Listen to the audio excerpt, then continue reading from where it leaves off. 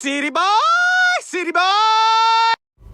Ladies and gentlemen, it's your boy, Nate the Great, back with another video.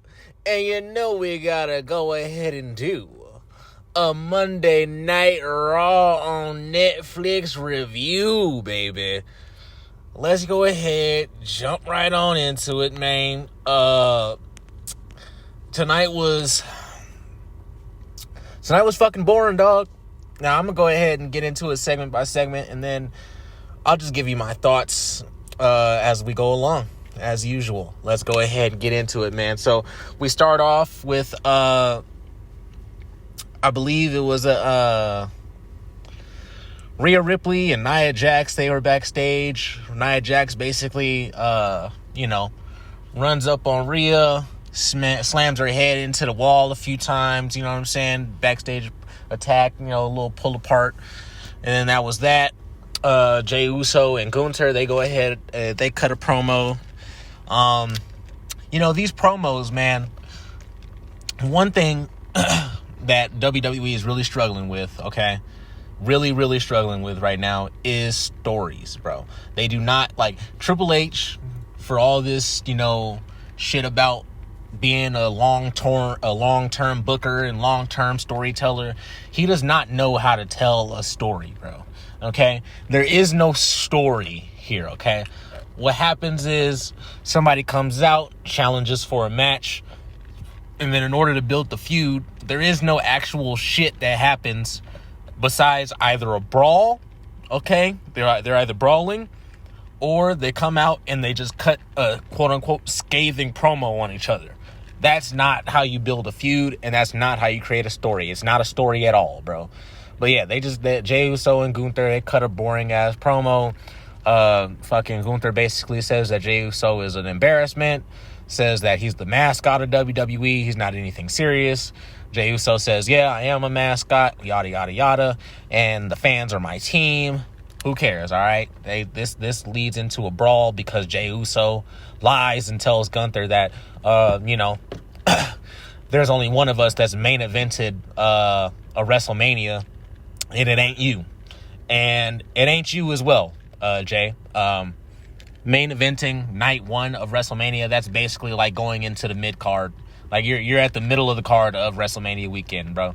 Like, you did not main event WrestleMania, but that's me nitpicking. Who gives a shit? Let's move on. So the next matchup, there was actually a promo backstage, or a little segment backstage with the New Day and JBL for some fucking reason. I don't know.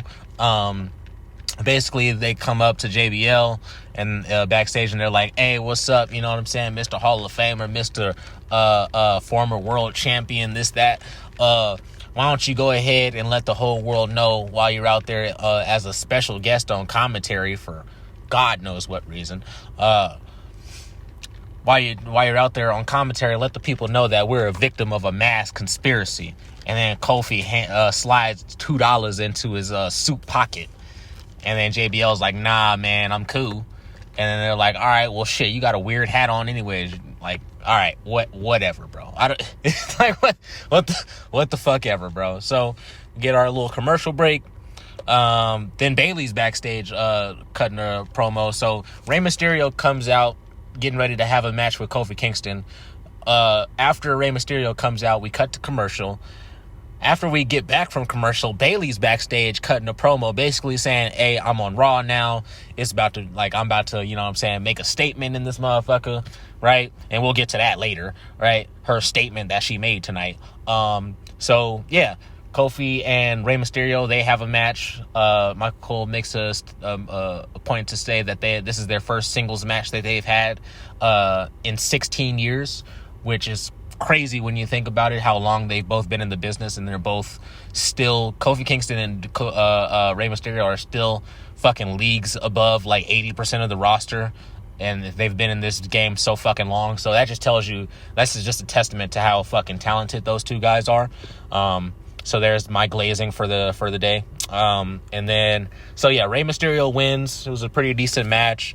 Afterwards, LWO, they come out because the New Day starts attacking Ray. Like, after Ray rolls up Kofi Kingston, he starts walking backwards up the ramp, like he's backing away from the ring. So he's facing the ring, backing up towards the entrance area, and then fucking Xavier Woods comes up, batters him from behind. They start jumping him, and then LWO comes out.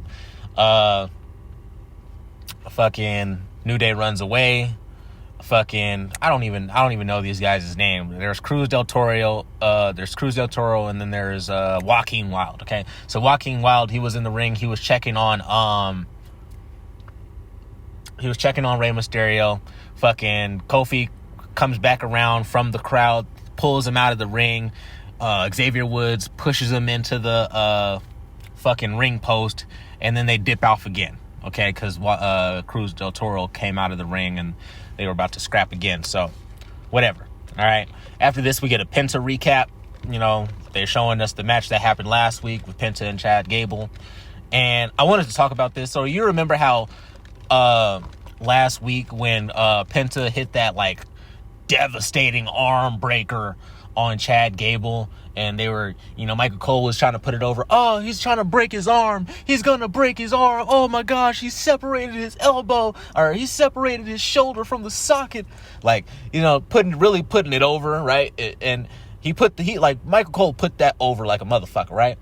So then Chad Gable comes, he's backstage, and after the recap, they're about to do like a little promo segment with, or a backstage interview with, I think, Kathy Kelly.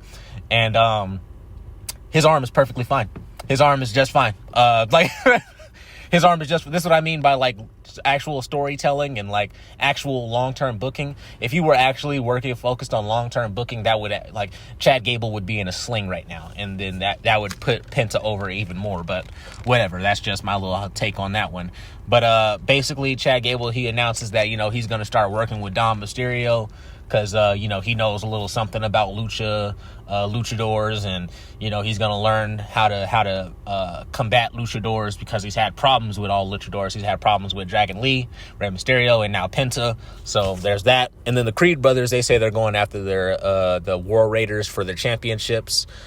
I don't know what the Creed brothers have done to deserve it, but, you know, whatever. You know what I'm saying? I'm just happy that they're going to get some more TV time. I actually fuck with the Creed brothers. I think they could be something real nice. I think they both have a decent character. It's just they need more time to actually work it on TV. You know what I'm saying? So there's that. Sami Zayn comes out, and this right here. I remember how in my you might not have watched it. So if you haven't watched it yet, watch my video on why WWE will continue to suck in 2025, okay? In that video, I list out one of the reasons as nobody wants to be champion anymore, okay? Or nobody, like, really, like, is going after and needs to be champion anymore, right? So Sami Zayn comes out, he declares for the Rumble. He claims that he's in the top 6 to 7 superstars. Now, if Sami Zayn is in the top 6 to 7 superstars in the WWE is in a whole lot of trouble. WWE is fucked, okay? If Sami Zayn is even top 10 in WWE talents, WWE is fucking done for. Like, it's fucking done for, bro. There's no fucking way, bro. Like, Sami Zayn is the ultimate, like, fucking twink jobber. Like if Cody is King Twink, Sami Zayn is like fucking Prince Twink. Like there's no, like, you're not gonna sit here and try to explain to me or get me to, like, believe that Sami Zayn is anywhere within the top 20, top 30, top 1,000. Even there's jobbers on the circuits right now that are better than Sami Zayn, but whatever, okay? So he claims to be top 6 or 7 in the WWE right now, and the only difference between him and the other 6 or 7 people in the WWE that are above him, right, is that they've won World Heavyweight Gold and he has not, okay? So we got another crybaby ass promo, right? And he's talking about how he wanted to be the world champ since he was 14. And remember, In my Cody Rhodes video, that's what I was saying. This is the problem with why people can't get behind, like why the casual audience can't get behind you, okay? Because you just want to be the world champion. It doesn't do anything for you besides you wanting it. He says he wanted to be the world champ since he was 14. So you grew up wanting to be a WWE champ, and that's why you'll never be a WWE champ, okay? Because you don't have any aspirations beyond that, okay? Because and he says it multiple times. He says he doesn't need the world championship. He just wants it, which makes the world championship, both of them, either of them, it doesn't matter, makes the world championships absolutely meaningless, okay? People are going out there and saying, I don't need it. I don't need it. It does nothing for me. I just want it. You know what I'm saying? It'll look nice around my waist. You know what I'm saying? I just want some gold around my waist because it'll make me feel good. And that's supposed to have the audience fucking just go bananas. And we're just supposed to, oh, well, since he's going to feel good, let's go ahead and just give it to him. Like, come on now. Come the fuck on now. Let's be fucking for real. So thank God. All right. Even though I don't like KO, right? Even though KO is also a fat jobber, right? Thank God he interrupted, okay? But he interrupted with some bullshit, all right? I was getting tired of listening to that wham crybaby ass promo from Sami Zayn, so KO goes ahead, he interrupts for me, right? And he basically says that, you know, you're my best friend, you know, you're like a brother to me, you know, because Sami was like, all right, so are we going to do this or what? Because I saw what you did to Cody Rhodes when, you know, about him helping Roman Reigns. And, you know, KO was like, no, bro, we're brothers. I understand you better than anybody, bruh. I get it. You know what I'm saying? You and Roman actually had history. You know, Cody and Roman, they're different. You and Roman actually had some kind of history. Roman did some bad things to you, but you were able to overlook that, okay? I'm able to admit that I did some bad things to you, and you were able to overlook that. Matter of fact, scratch that. You were able to forgive me. I understand you. I understand that because you're a good guy. You're a good person, okay? So, just like you had Roman's back, I expect you to have my back when it comes to me winning this world, the WWE Championship at Royal Rumble, because I believe that you're going to win the Royal Rumble. Nobody believes he's going to win the Royal Rumble, but Kevin Owens believes it, so whatever, you know what I'm saying? And Kevin Owens says, what does Kevin Owens say? He says, so we've main evented WrestleMania together and won the tag team championships, but one thing that we haven't been able to do just yet is main event WrestleMania going against each other for a world heavyweight title, right? Zero pop. Zero pop. Don't nobody want to see that shit. Nobody want to see that shit. Man, I don't know why the fuck they decided that was going to be nobody wants to see Sami Zayn versus KO in any kind of main event anywhere on the planet, unless it's in like ROH or some shit like that, like MLW or some shit like that. Like nobody's gonna see that shit. So there's that. KO says, I know you'll have my back because I'm gonna have your back, you know, whatever, right? After that, I believe there was a commercial after that, and then Sheamus, he has a little backstage interview where he's talking about how, you know, he's always wanted to be IC champ, you know, they say his career has like been the best, like in backwards or whatever, because he came in, he won the WWE championship, but the IC championship has always eluded him. And ever since he was a kid, I don't understand this, but ever since he was a kid, the thing that actually like made him want to be in the WWE was the IC championship. I don't get that at all, bruh. I don't get that at all. And why is everybody's promo, I've wanted to do this since I was a kid? I don't understand it, bro. This is not exciting, okay? Braun Breaker pulls up on him, says, you know, basically tells him, you ain't shit, I'm gonna whip your ass. Sheamus pushes him, and then Braun, he's just like halfway down the hallway at this point. Like, Sheamus pushes the fuck out of him, and Braun, he just walks away. All right, so Raw has been on Netflix for 3 weeks, all right?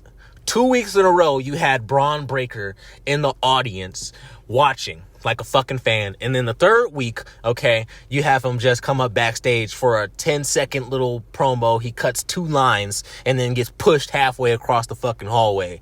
Like, what are we fucking doing here? What are we fucking doing here, bro? Why is this happening, man? So there was that. All right, next up, we got Bayley versus Nia Jax, all right? Now, like I said earlier, Nia Jax earlier tonight before the show, she attacked Rhea Ripley while she was on her way to do something, all right? So there was that. And before the match, like, officially starts, Michael Cole lets the world know that, hey, just so you guys remember, you've seen this match 13 separate times now. Like this, over the last few years, right? You have seen this iteration of match, okay, of these two bitches going one-on-one 13 times now, okay?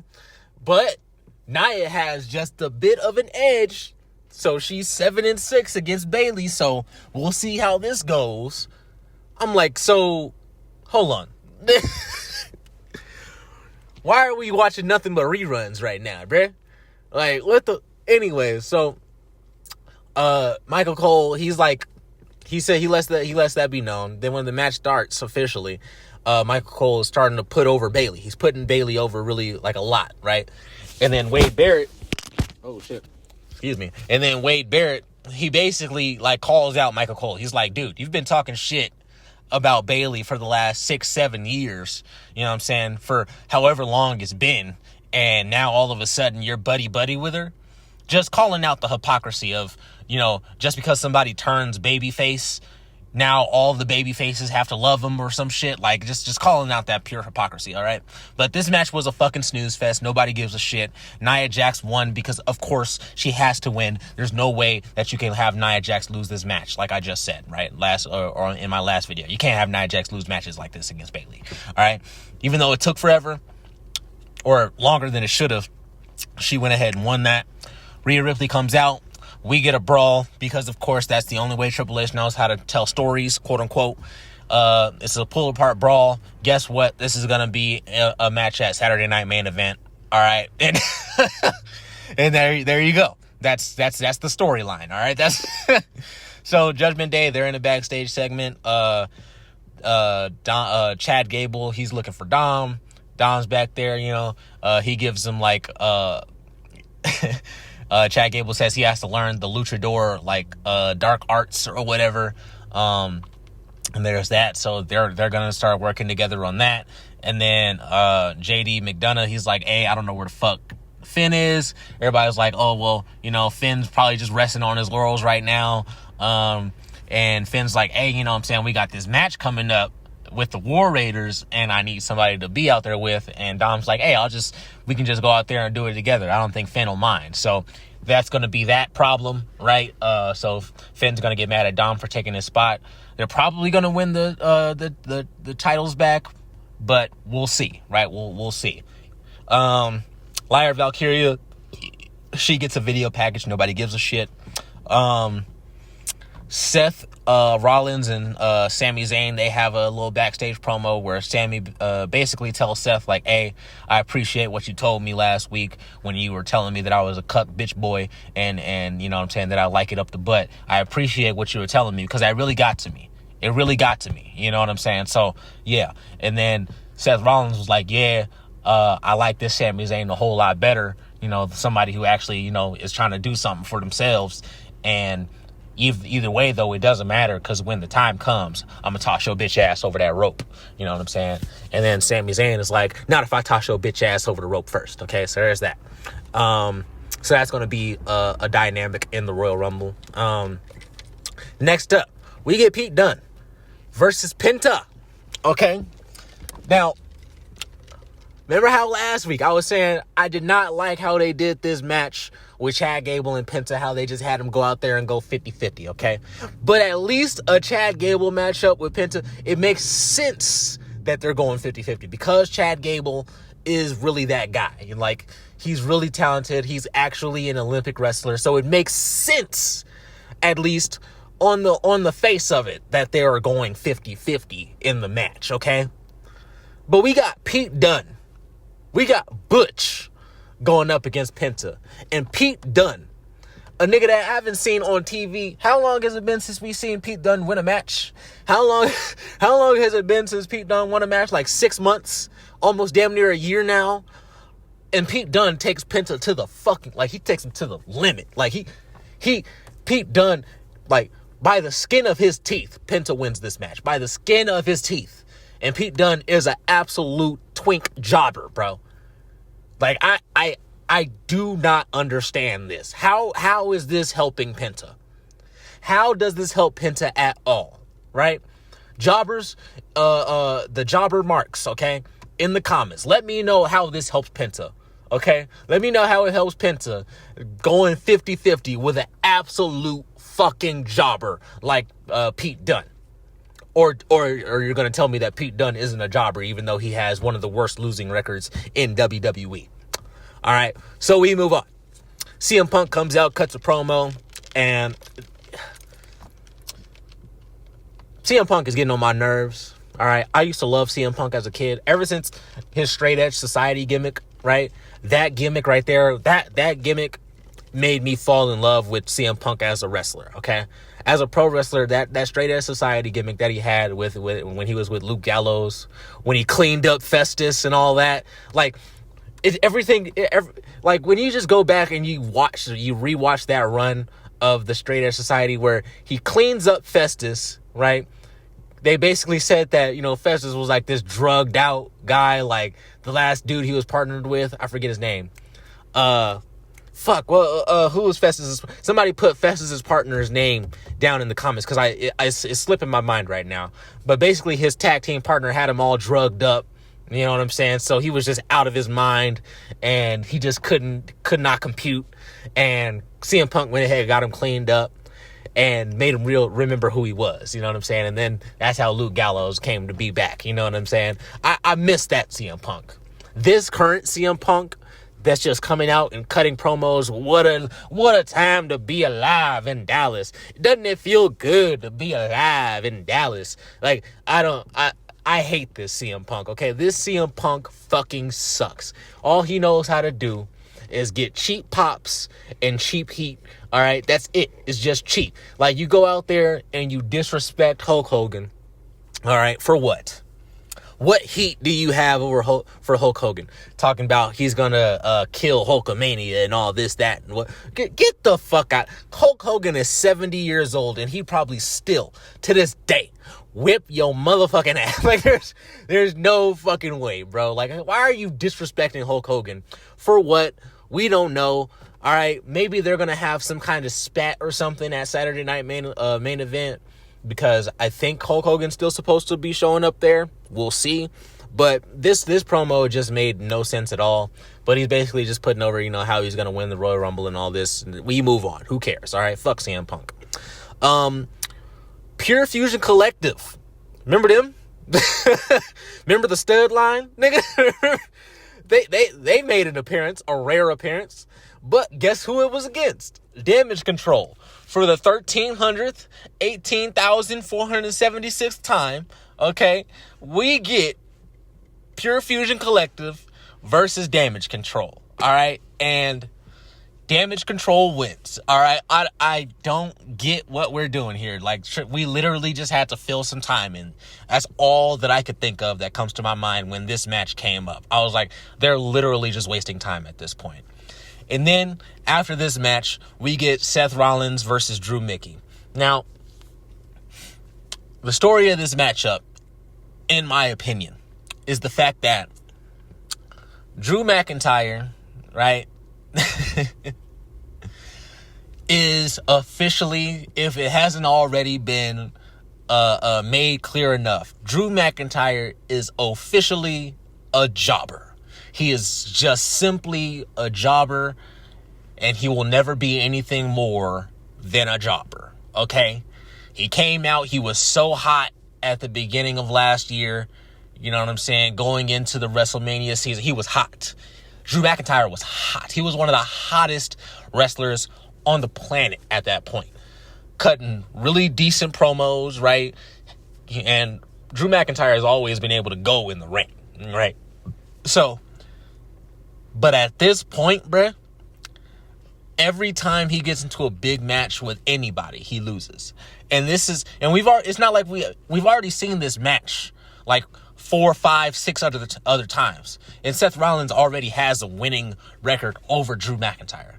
So having Seth Rollins beat Drew McIntyre clean in this way, it just simply doesn't make sense, bruh. It does not make sense unless you're trying to reiterate and just keep it in the minds of the people. You're just trying to you're letting the people know, all right, that Drew McIntyre always has been, and always will be a motherfucking jobber, and that's all that Triple H thinks of him as, okay? Because he won't, so he loses against CM Punk, he loses against fucking Damian Priest, he loses against he loses against everybody. He loses against Gunther. He loses against every fucking body, bro.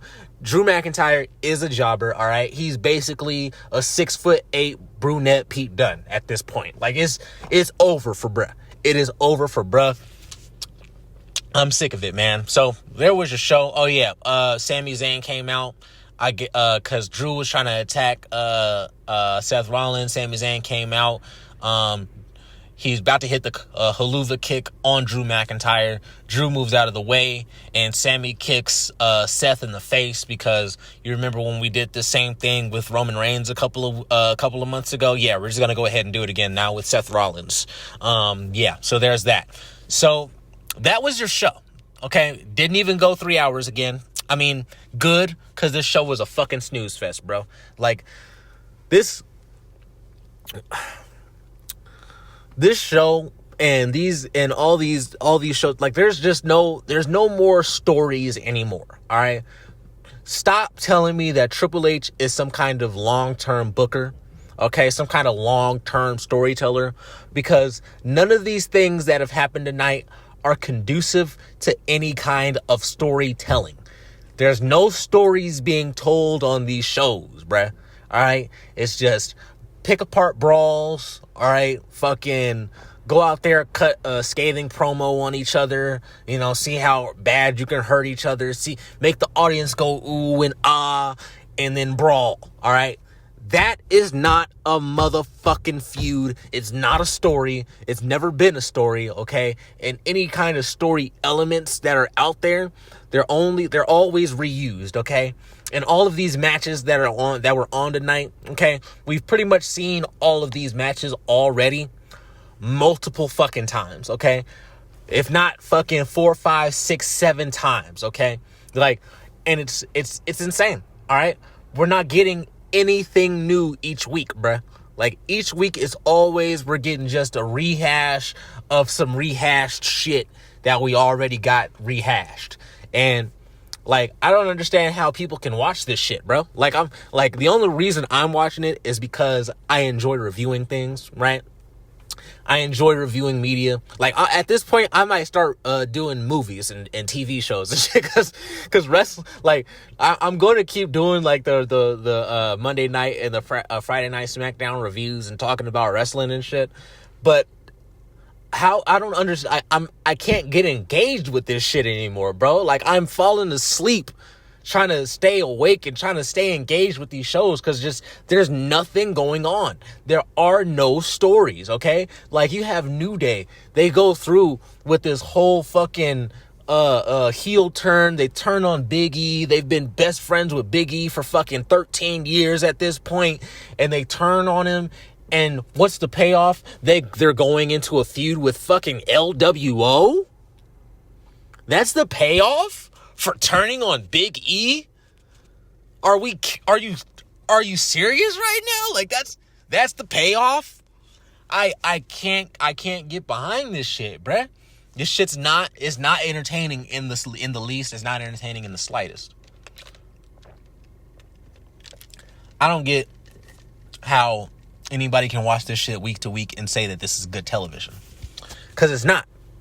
Good television has arcs. Good television actually has storylines. It has story beats. Okay, there's fucking side plots and all kinds of shit. There's none of that anymore. It's all just wrestling matches and brawls and scathing promos and backstage segments talking about how long you've wanted to be a champion for. Don't nobody give a shit about that. That's why nobody's watching anymore, man. I can't wait to see what the numbers are for this week, because it just has me thinking, like, remember when John Cena said that he was gonna be there? Like, remember when John Cena said, like, this is John Cena's last year? I was thinking that John Cena was going to be at least every other week, all right? He has not been on Raw doing anything, like, over the last couple weeks. Is he going to be back next week since Roman Reigns is going to be there? Like, I'll watch next week because Roman Reigns is going to be there, and I think Goldberg is supposed to be there, and so hopefully John Cena's there next week because it's the Raw before the Royal Rumble, so I would hope that he's there next week. But what's he gonna do? Cut a promo?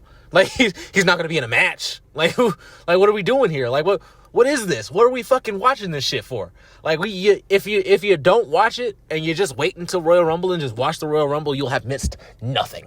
You'll have missed nothing. All right. I mean, and I don't know what else to say about this show, man. So I give this show a fucking 1 out of 10. All right. And that's at best. All right. That's at fucking best. I want to give it a 0 so bad, but the only reason I'm not giving it a 0 is because Chad Gable made me laugh with the Luchador Dark Arts thing. That's the only reason I'm not giving it a complete 0. That, and, you know what I'm saying, we got to see Rey Mysterio versus Kofi. I just love those two guys. They're two legends, right? So yeah, there's that. So this show gets a 1 out of 10. Let me know what y'all thought in the comments. Let me know what y'all think about Penta and Pete Dunne's match. If y'all think, how y'all think that's going to help out Penta in the slightest, or if it's just hurting him in the long run. Yeah, just let me know what y'all think. Go ahead, like and subscribe. You know what I'm saying? If you want to hear some more. And this has been your boy, right? Nate the Great. You feel me? And I'll see you in the next one.